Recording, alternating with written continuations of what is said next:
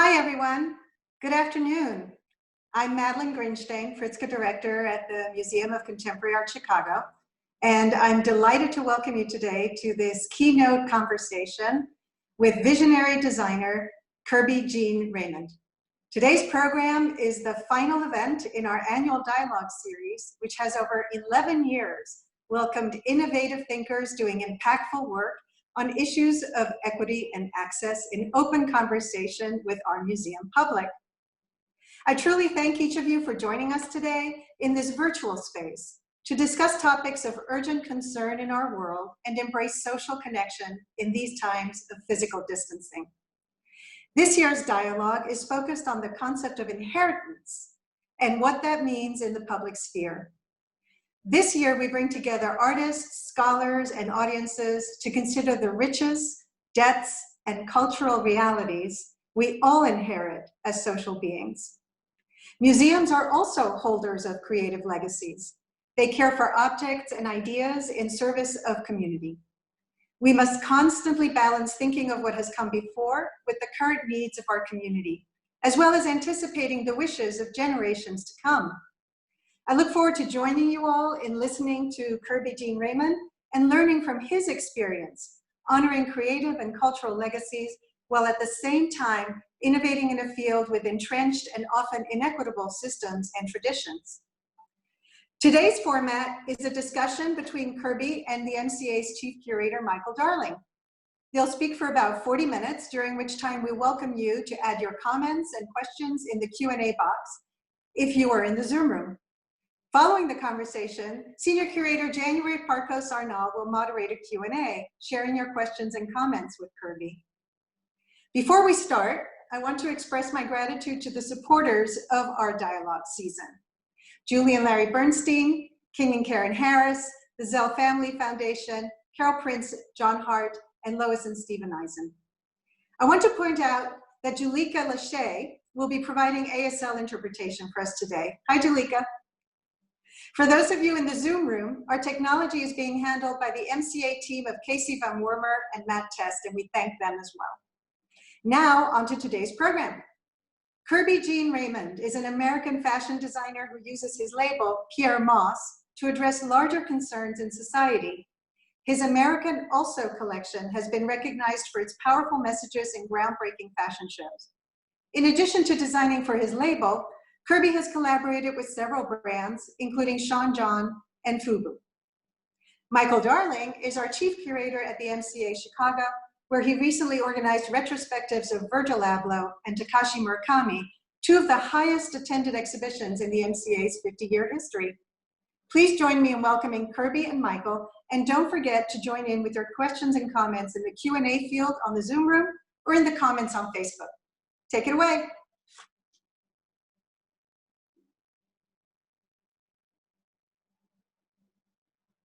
Kerby, thanks so much for being here with us today and joining this amazing virtual audience that I think is well over 500 people, but who knows, maybe it's even grown since we first started counting earlier this morning. Amazing. Amazing. Thank you for having me. I really appreciate it. You're welcome. So one reason, of course, that we wanted you to be part of this dialogue, which is in this series of talks that's about inheritance, is, of course, your role in really leading the fashion industry to rethinking a lot of its systems and methods. And so I think there's a lot of ways that you're, questioning and rethinking inheritance in a way. But I was wondering maybe to start with, if we could talk a little bit about the things that you have found to be especially generative in your cultural inheritance, the other designers, other makers that maybe have been particularly influential in helping to pave the path for that you have followed yourself. I think I come from a long line of very, very powerful people who have influenced the fashion community, the art community, the music, the film community, who were often flown under the radar and not given their just due.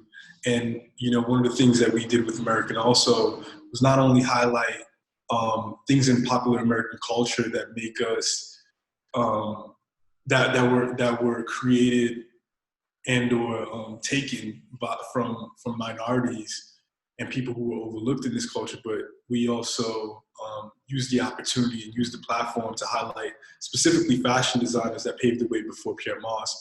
So in the past 3 collections, we've collaborated with Sean John, Fubu, and Cross Colors, high grossing brands from the 80s and 90s and early 2000s who I feel weren't given their just due when it came to certain privileges that I enjoy, as far as like being in Vogue and being in, all the magazines and winning all the awards.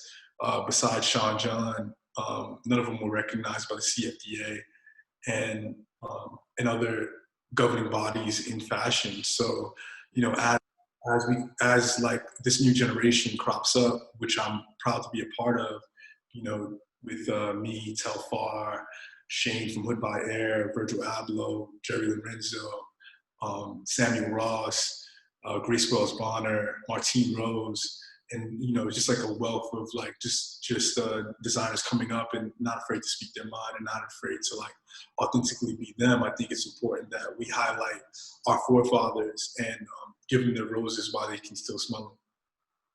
That's great. And would you say that your collections thus far have been kind of in a way building on those legacies, or like do you see yourself kind of adding to what's already in culture, or do you see yourself as in your collections as more of a disruption and more of a pointing of a really more uniquely new path?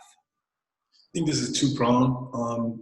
It's a two-pronged approach to this answer, where it's like, physically, like as far as like what we create, the actual pieces of clothing, they do build on a lineage of, for us, Giesbin quilting and,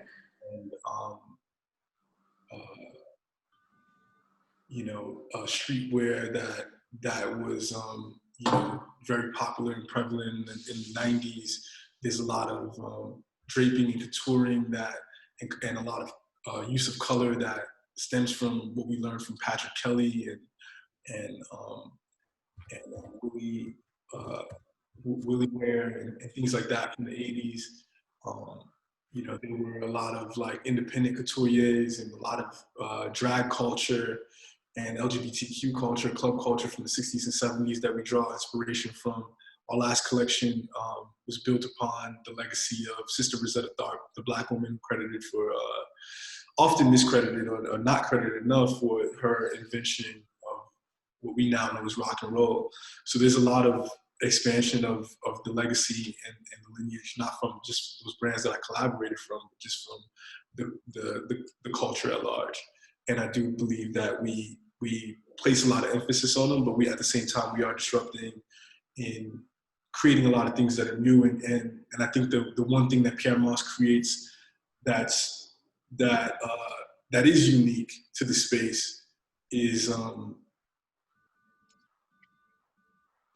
one thing that we do create that is unique to the space is the way that we communicate. This is a very new way for brands to communicate with people. And I think that's like the one, if we had nothing else going for us, it's the fact that we're very disruptive in the way that we speak to our consumer and our onlookers. Yeah, I mean, that's definitely something I wanted to get into, because one of the things that you've become known for is not following the normal fashion season, for instance, in terms of when collections are dropped. You've kind of created a single body of work each year that then you kind of disperse throughout the year. So there's that kind of a consistent story that you work with over the course of the year. Could you talk a little bit more about how you arrived at that and other ways that you're trying to do things the way that makes sense for your business and your brand, and not necessarily follow these external factors like buyers and fashion shows and things like that? Part of it is foresight and understanding that a lot of like the systems that are in place from the time that we got into business, we're eventually gonna implode. To put it brutally, it's like a lot of those systems we're gonna implode. They depend on too many people's opinions and not enough on consistency, longevity, and building relationships with brands and consumers. So we always, for the most part, ignored the traditional wholesale system.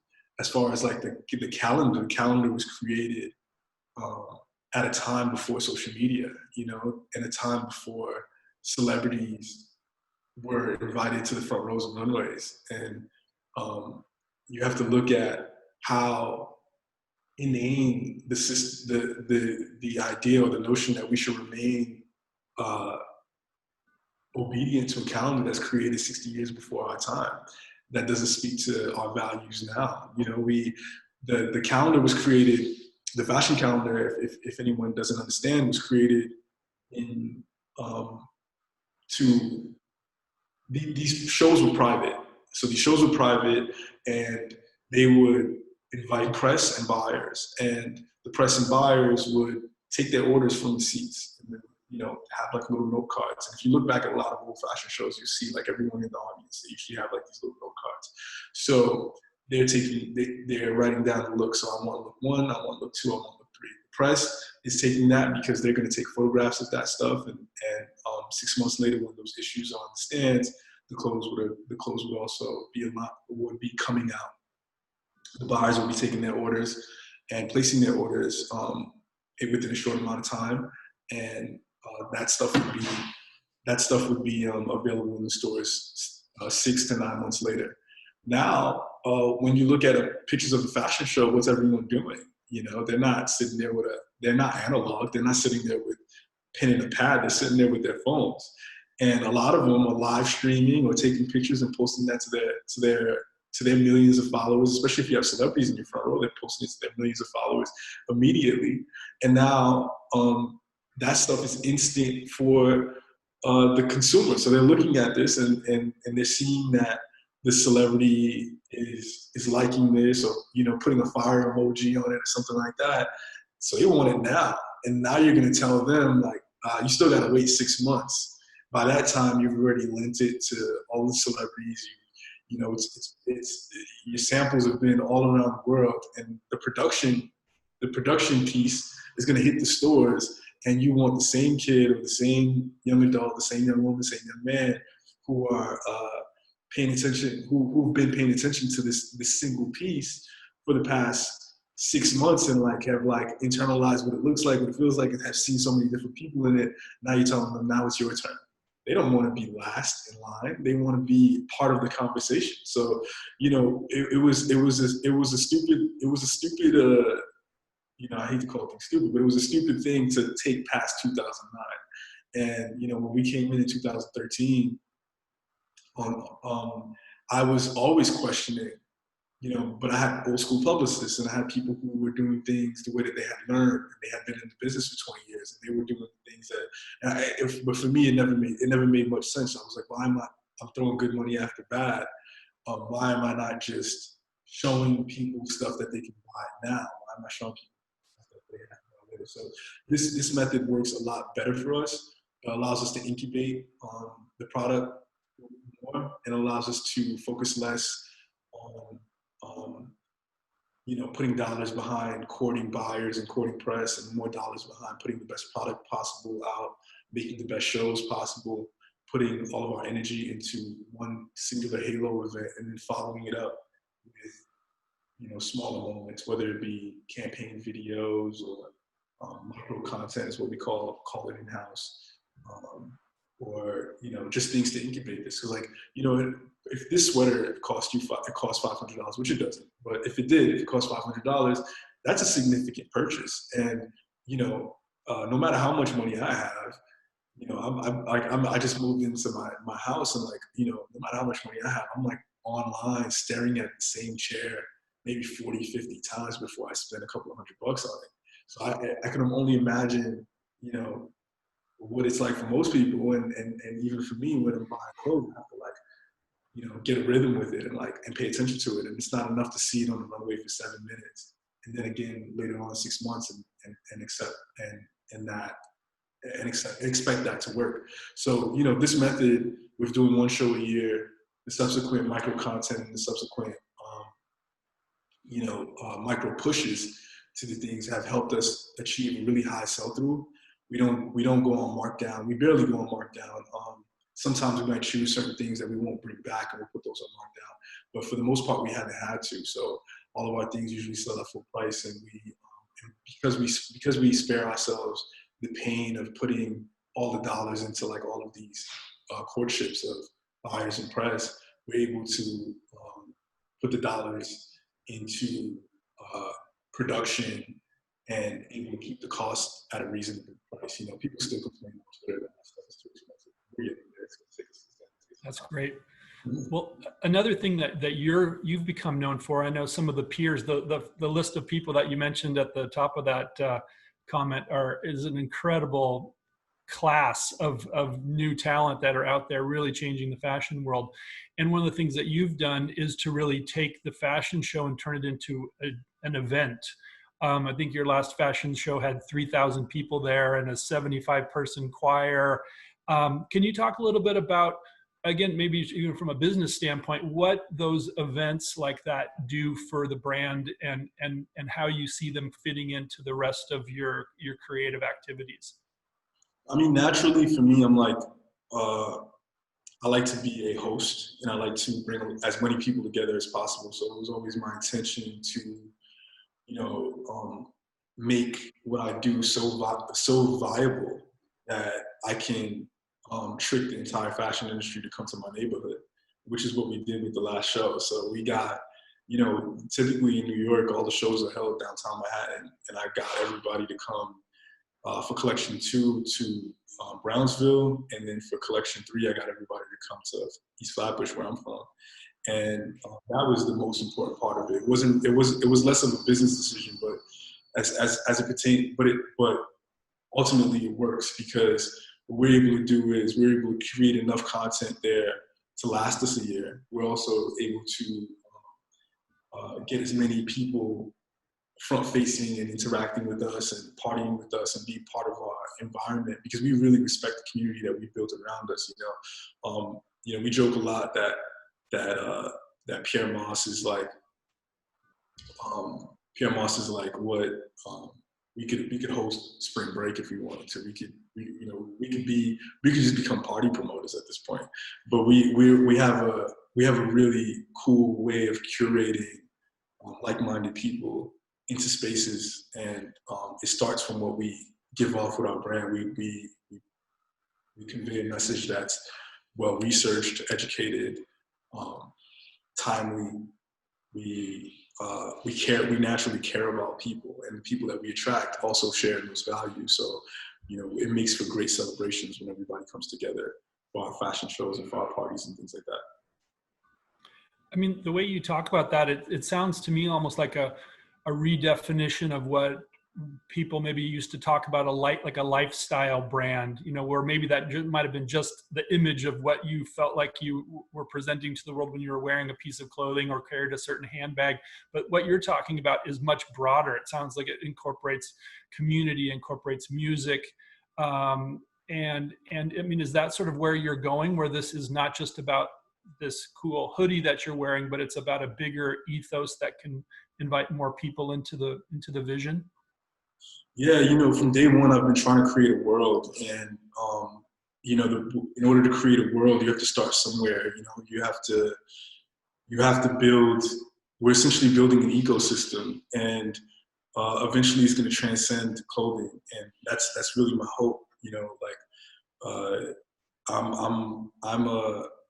I'm a good fashion designer at best, mediocre at most, but I think ultimately, like, what we want to bring together, what we want to do is build a community around us, and that community can partake in all types of art forms, and the shows are just what that's going to be. Like when we debut our documentary in September, I think people will get to see like the world behind and the world behind Pierre Moss and the thought process that goes in it. You know, the company is not actually called Pierre Moss. The company is called Your Friends in New York, and Pierre Moss is just one part of it. And you know, Pierre Moss is the part that we have to incubate first with love before we show the other parts of what we're doing, and you know, the charities that we're giving to, the community centers that we're going to build, and all these other things.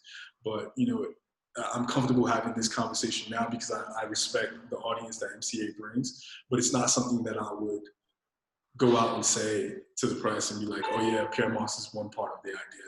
And, you know, because that becomes very tumultuous in people's heads, like you're trying to do too much. But, and I also hate the word lifestyle brand. Lifestyle brand feels very, it feels very, you know, I remember like back in like 2006 when I started, like one of my first brands was on Mary's Jungle. Everyone was calling themselves a lifestyle brand, even True Religion. So I have like a bad connotation of it. So, because I knew they weren't really truly lifestyle brands. They were just like, oh, you took a picture in Malibu and they had like friends sitting on a beach. So that was a lifestyle brand. This is more of a ecosystem similar to what Apple has built, where, you know, you can't have the Apple Watch without the phone kind of thing. We're doing that, not with a product base, but with experiences. Yeah, no, I totally agree with you. And I mean, that term is kind of creepy, but it seems like you really kind of give it a new way of thinking about it. And I like your idea of ecosystem as maybe much more encompassing and ambiguous and loose and maybe even much more positive in the end. And just for you mentioned a minute ago this film that's coming out. Just for folks out there in the audience, it's a feature-length documentary about Pierre Moss, right? And the 2-year development of the collection that came out in 2019. Is that right? The movie's about the Jedi mind trick. Okay. You're keeping it close to your vest. I know there's a little trailer out there on the web if folks want to check it out, but you know, I'll say this. I'll say this. I think for as long as I can remember, I think I used to live in Bed-Stuy towards the end of college, like in 2007, and I started doing this film about gentrification with my friends, and that's all I'm gonna say. Okay, good. Well, we'll have to stay tuned for September when you drop it, and I know that also you've hinted that maybe it might be part of a special, like a drive-in format fashion show or event. Yeah, someone who's really, really, really close to me said you should do this as a drive-in movie. I thought about it for a second, looked back at her, and I said, yeah, okay, then we'll do it. And we came up with the idea, you know, a few weeks ago, and we just decided, like, we definitely don't want to do a runway show. We definitely don't want to do something like that because it feels ill-timed, and we also don't want to, at this time where everyone is in this together and everyone's like suffering together, put a focus on product. So we definitely do want to put a focus on the experience, you know, the community, the Black experience, and everything else that we've championed, and put it and roll it all together into this one film. Right. So yeah, we'll be a drive-in movie, and we're planning on premiering it in New York and LA, and, you know, depending on the popularity of how that goes, we'll probably expand it to other cities. Super. Look forward to that. Well, before we got on this public chat, you and I had a chance to talk, and one thing that we thought could be interesting to explore a little bit is, especially getting back to the topic of inheritance, is the kind of elitism and even classism, and even, if you want to say, the kind of racism of the fashion industry. And I wonder if you could talk a little bit about that, especially this you know, problem in a way of how to make great, cutting edge, highly crafted clothing that, if you make it that way, it's going to be expensive. And how do you still kind of reach the audiences that you want to reach? And just that inherent problem. It's something that, of course, that when I was working with Virgil, you know, really kind of wrestled with that too, this idea of luxury and the idea of young creative kids on the street that you want to also reach, that are going to be the next Kerby or the next Virgil or the next Martine, and how to reconcile that cost difference in that equation. So I'll answer the part about inheritance first, and we'll get to the price thing, because the price thing is a whole it's a whole clusterfuck. But my friends and I went to Ghana, as did most Black people, for New Year's, and we we went to what they call slave castles, but they're actually slave dungeons, right? And I think putting the word castles uh, in relation to enslaved people is also a trick that we've become comfortable with. And so we went to these slave dungeons, and we're touring like where slaves were held before they ported off to the Western world. And one of the things that DeRay pointed out to me, DeRay's really one of my close friends, my brother, he was like staring at this wall for like uncomfortably, like maybe 35, 40, 45 seconds. And he's staring at this wall uncomfortably, and I'm like, what are you thinking about? He was like, you ever think about how deep this is? And you know, what we were looking at is that they kept, so the ocean is here, right? The ocean is right here. The women's caves where they held enslaved women were right here. And the men's cave was back here. And the reason why they did that is because when because of the way the waves came in, the sound flowed this way. So the women were screaming and crying, and it was designed this way so that the men can know that they can't protect their women. And when you think about like these systems, this is like 400, 500 years ago, right? You think about these systems of white supremacy and how deep rooted and how sinister they are. And you think about racism today and how like this is just like it's a simple byproduct of like these systems that began way before us. And how deep rooted the conspiracy is.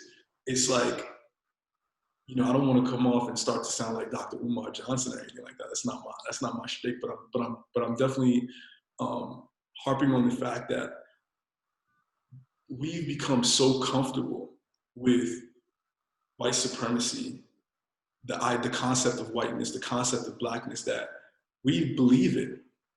You know, the thing about white supremacy is that Black people believe it. And that's why it works.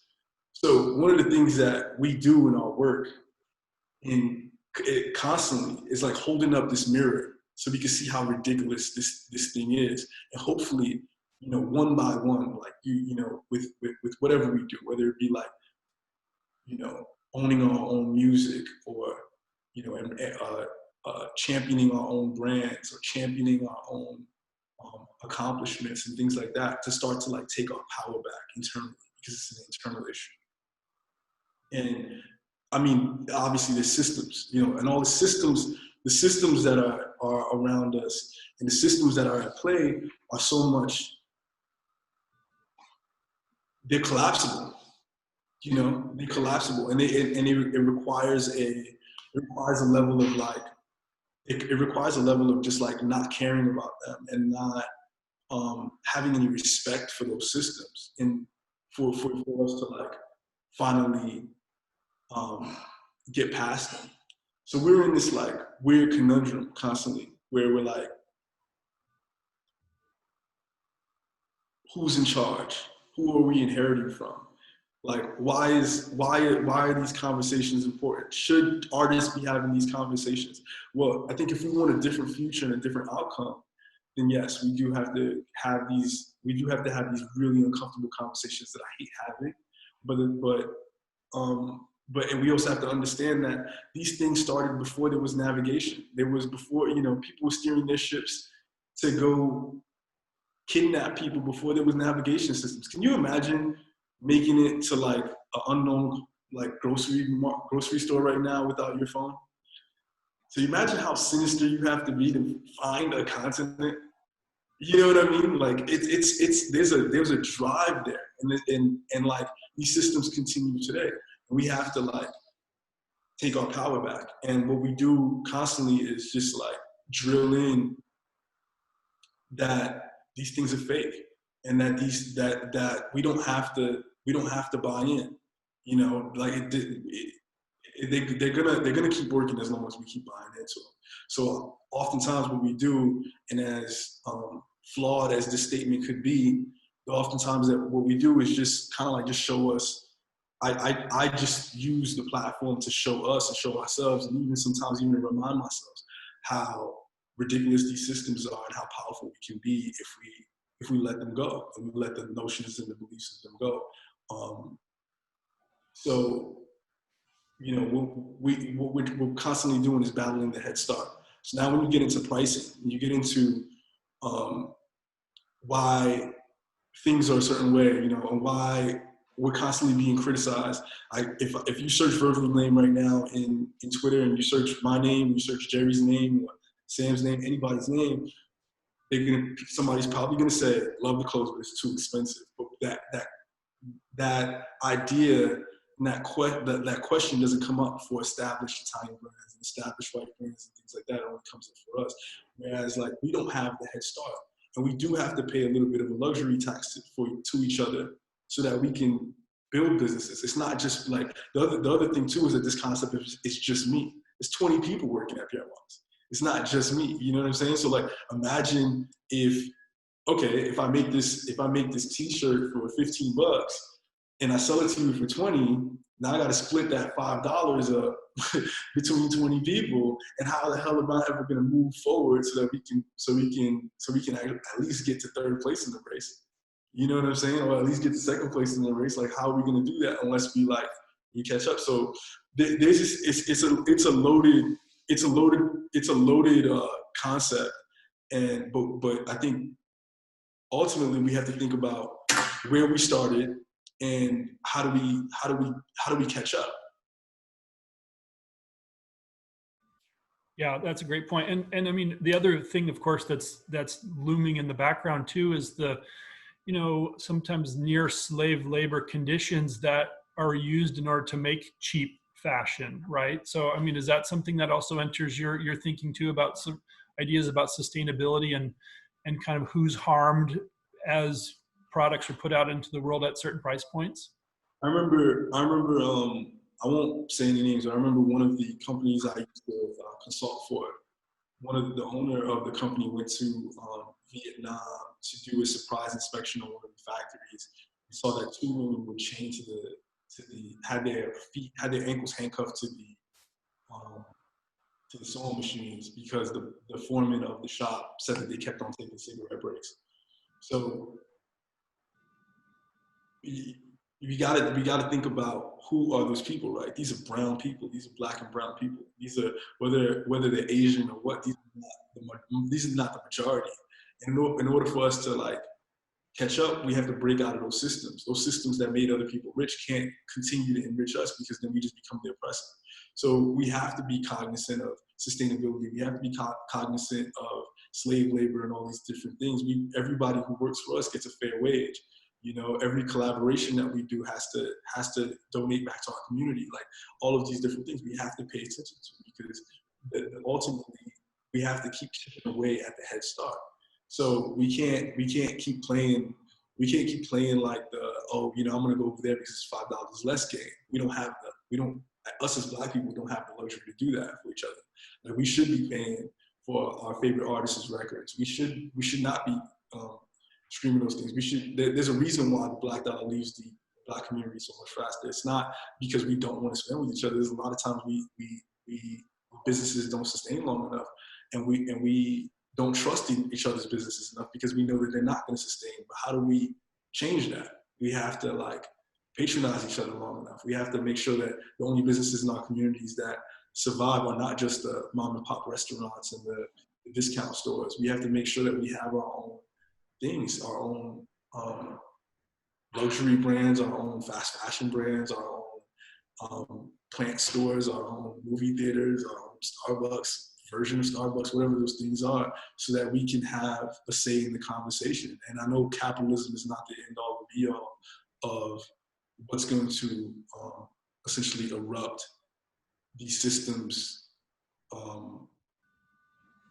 that slavery has brought on, and that supremacy and racism and all the other things that brought on. But it's a start, you know what I mean? It's a start, and each one of us can pick our poisons, like whether it be academia or whatever the case is. But we have to collectively do more for each other and be there for each other a little bit more. when COVID-19 started, the first thing that I did was, when the pandemic started, the first thing that I did was check on other businesses like mine that were owned by people like me, whether it be daycare centers or whatever the case is, restaurants. I took, you know, I'm not rich, you know, relatively, but I'm not like rich, right? You know what I'm saying? Like, so the first thing I did was took $50,000 out of my account and spread it amongst businesses that I want to stay alive. And then we did a more public facing thing. I was blessed that Jen Rubio, a good friend of mine, matched my donation, and we were able to do that and help businesses owned by people of color and women who I know were going to be vulnerable when an economic crash comes. So that way, when this is all over, we're not starting all over again. We're not back at square one, and that was super important for me.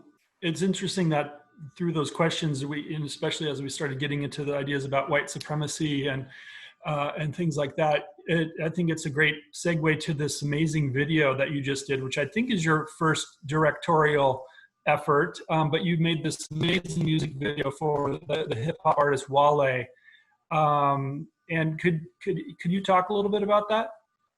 And what the response that you've gotten so far actually is really what I wanted to know too. You know, I spent a lot of time on YouTube.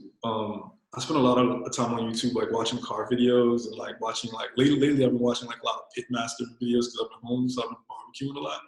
And one thing I noticed, like all videos have like really bad comments. Like YouTube is like a cesspool of like terrible comments. I thought Hypebeast was bad. YouTube is awful, but like for whatever reason, we've had mostly positive. Yeah, I haven't, you know, I looked at the first week. I don't know how bad it's gotten now, but it was mostly positive, and everything that I was receiving from Black, white people were all positive, because I think what we did was we didn't like focus on like the normal, the role reversal. We didn't like, it was the mundane aspect of life, and that was super important to see. Like, you know, when you go back and think about it, for me as a Black man, like I didn't have, all the products we had didn't have Black people on them except Aunt Jemima. Like, you know, so when we started the video like that, it just like showing like Quaker Oats and Crest, and like, why, you know, I remember asking, this is, and I was maybe 8 years old, 7, 8 years old. I remember asking my dad if this toilet paper worked for people like us.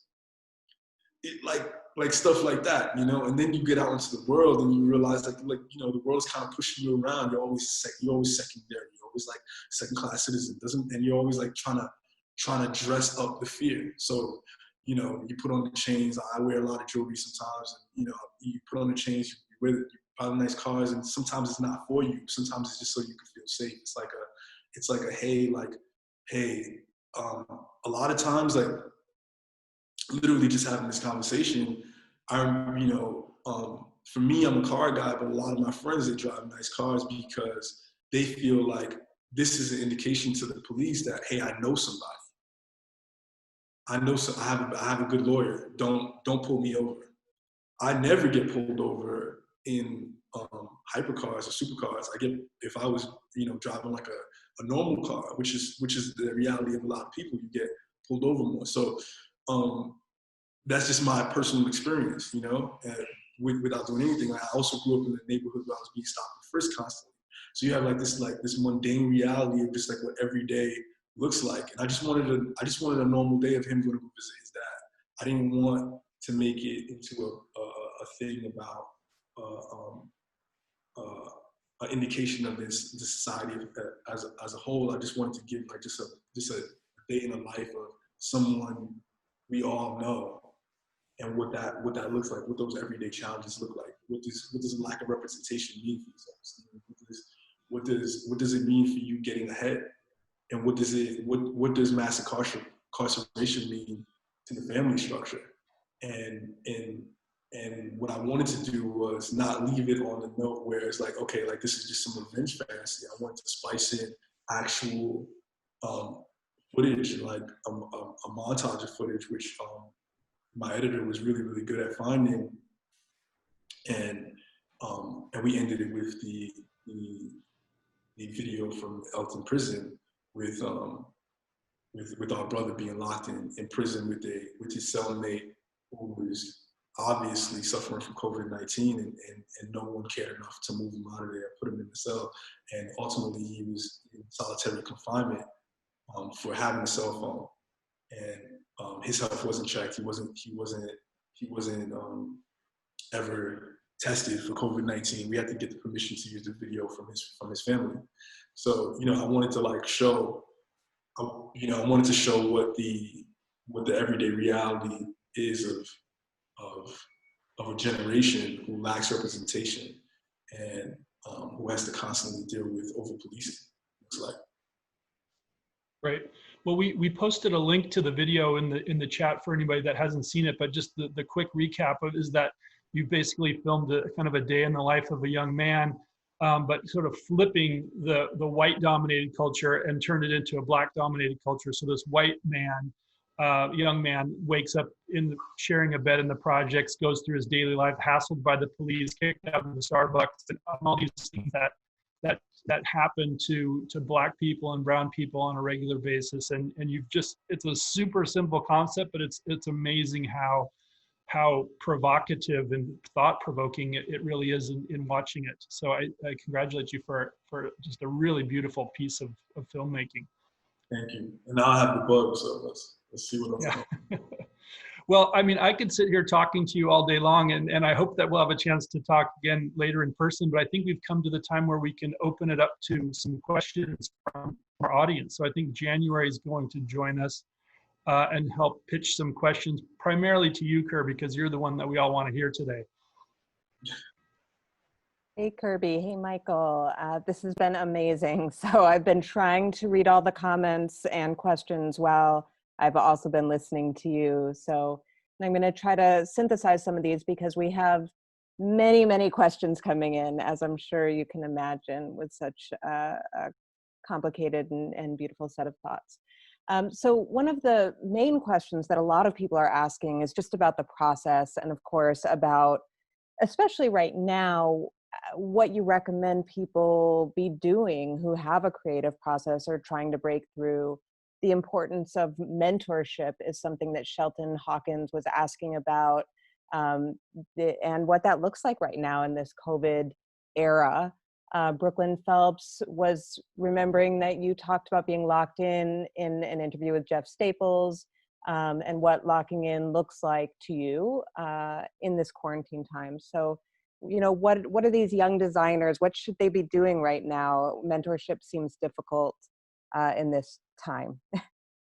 So, you know, I'm blessed to be part of like a really wide artist community, and you know, I just got off the phone with Wale. Like I was on the phone with Lena Waithe. That said, like, you know, we all talk. So I think the conclusion right now is that we should all just take a pause and like accept the pause for what it is. You know, if you feel compelled to be creative right now, if things are coming out of you, amazing. But I think as artists, what we are as translators, and we have to live in a world before we can repackage it, recontextualize it, and give it back to the people. And we don't know what this world is going to look like yet. You know, we have states opening back up, people getting reinfected. We have, you know, China opening back up, and then they're having like a resurgence of the virus. We don't know what this is going to be for the world yet. We don't know how people are going to change and what people are going to take from it. You know, our hope is that everybody's going to come out better and more reflective, but some people might just come out worse. And we don't know what the world is going to really look like. And we have to take a pause and be accepting that we are creatives, not prophets. Well, you know, not psychics. Some of us are prophets, but not psychics. And we just have to be easy on ourselves. We can't like be like, okay, well, this is my time off from work, so I should be creating this other project and I should be doing this. When it comes to you, it's going to come to you.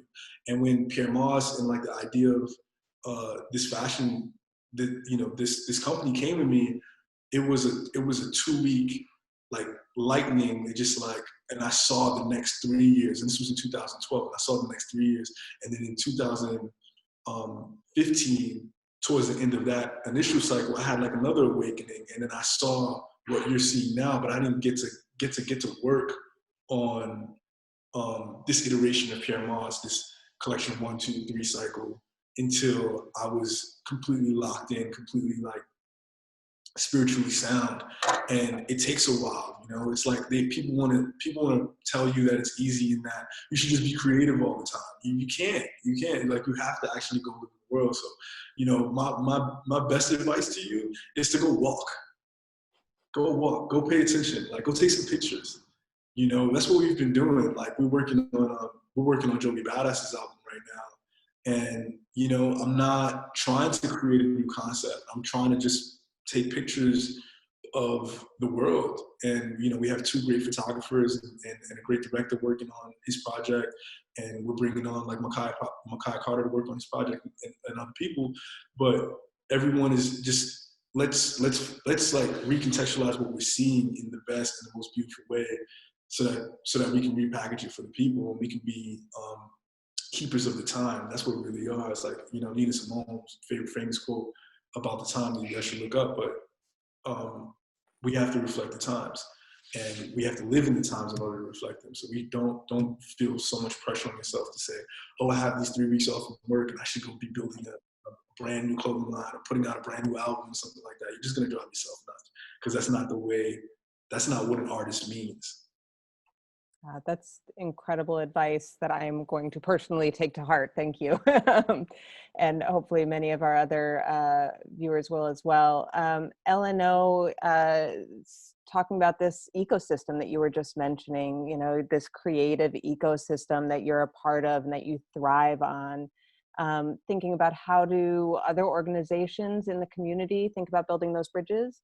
How are you doing that right now? How are you staying in touch with that creative community?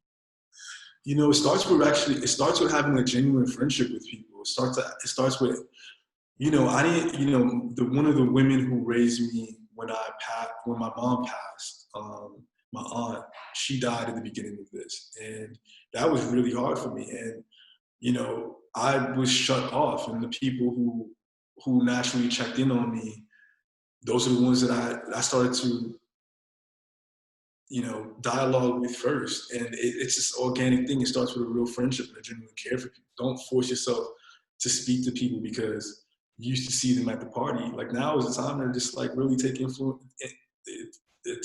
inventory of actually who made you feel good. You know, like when you were out in the real world, who made you feel good? Who made you feel anxious? Who made you feel bad? Who made you feel like you need to get better clothes? Who made you feel like what you had wasn't enough? Who made you feel like you were great? Who made you feel like you were king?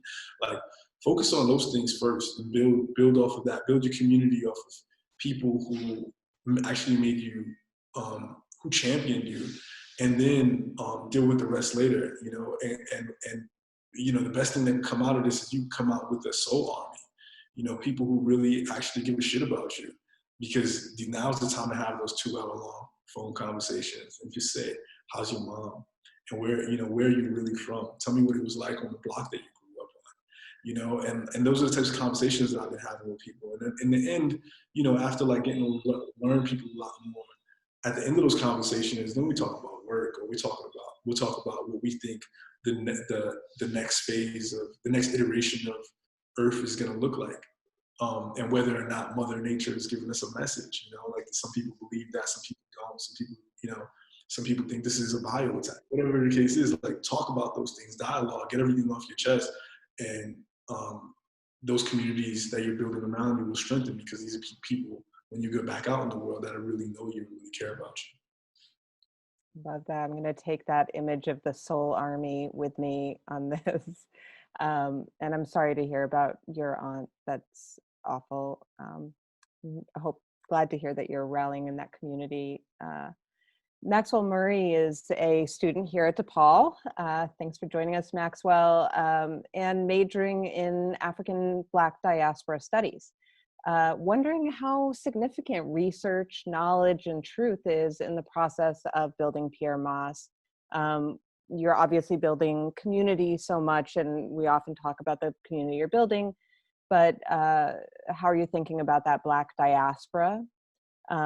This is something that also Teresa Akuwobi is mentioning in terms of how you're showcasing community and advocacy and social construction, and the relationship to race.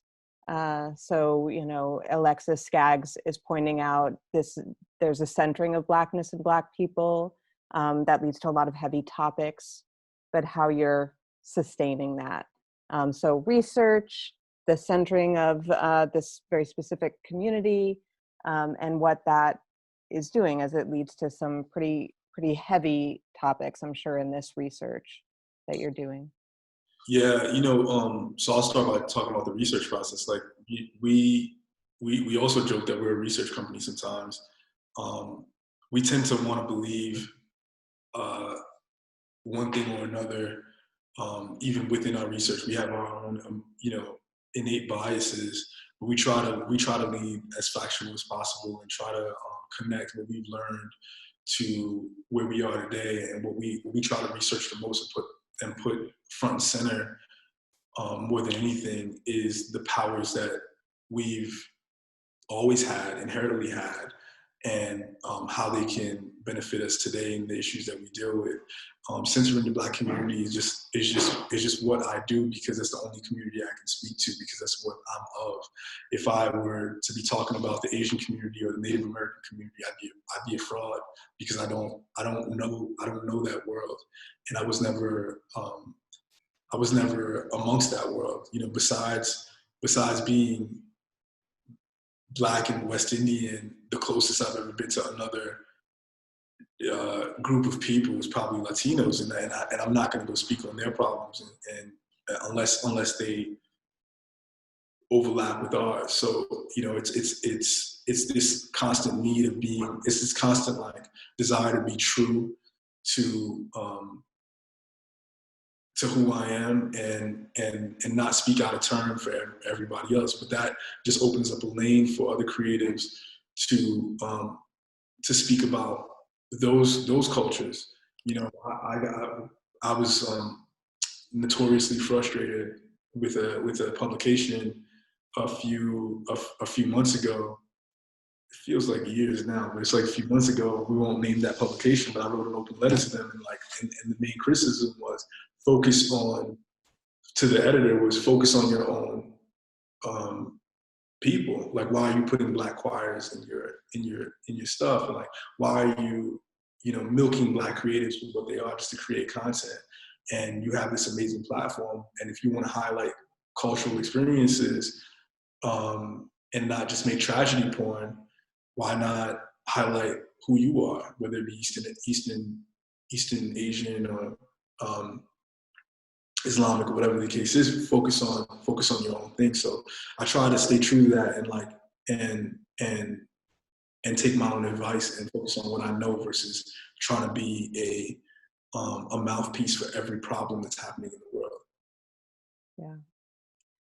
I love that by being so true to your own voice and really speaking from your own perspective, you are in fact so relevant to so many, that in that truth, there is such relevance bound.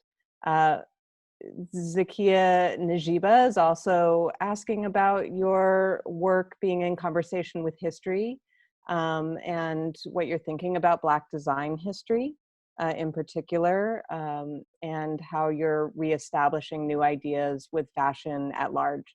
So how you're thinking about the industry and those community connections, as well as the history and legacies creatively. Yeah, that's often, we do the collaborations, and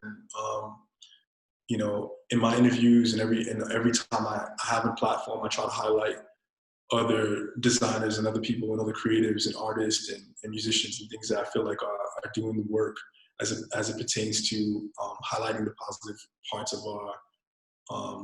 our existence, not just the positive parts, but the truthful parts of our existence. And but ultimately, I think we're going to need something more permanent than just me talking about it. We need a collective, conscious, a universal understanding that it's up to us to uplift our ancestors. And I hate to say ancestors because there's someone still living. Because cross colors guys, they're like texting me, they're not ancestors, but there. But you know, we need whether it's a retrospective, a permanent foundation, something like that that highlights our work so that we never forget it. But I think it starts with the universal consciousness and for us to uplift them with our words and uplift them with the modern day flowers that we can give them from afar. Yeah, that's beautiful. I think this is going to be our last question. There's so many more and comments in the Q&A. So thank you all for all of your participation. Lou Heron is asking from Facebook, how does cloth contribute to anti-capitalist revolution? In Gil Scott-Heron's The Revolution Will Not Be Televised, he refers to a red, black, and green liberation jumpsuit. Do you think a specific performatist cloth or costume could be created to stop the system from shooting us down on the street? And would Black folks have to pay for that product? So what can it do? What can cloth do here? I love that question. What's his name? Lou Heron. Lou, I love that question. I love that question. All right, let's put it like this. He's essentially asking, like, is there a shield or is there a cloak that we can wear? And I know the Gil Scott-Heron piece that he's referring to, like, would that? I guess the question to his question is, us being easily identifiable, does that make us more of a target or less of a target? You know, if we came together with this performative cloth, what's this so different than all of us wearing black hoodies? You know, so it's a multi-pronged approach, and it's a very Afrofuturistic way of thinking. But in its face, it has a lot of flaws because our constant, the question for our existence is, do we want to be seen or do we want to live?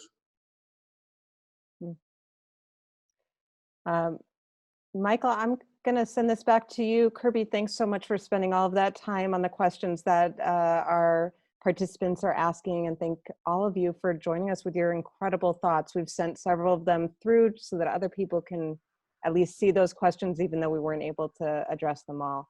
Michael, handing it back to you. Thanks, Kerby. Yes, thank you, January. And I just want to second all the incredible comments and questions that have been coming through. I've been also trying to track through some of them. And Kerby, thank you for taking the time to talk to us and give us so much to think about today. We really hope that we can welcome you to the physical MCA someday soon. And of course, you know, really we'll be following what you do next. And we'll all be tuning into September when we can see the documentary as well. So thanks again, and be healthy, be safe, and hope to see you soon. Thank you so much. Thank you. Bye, everyone. Bye.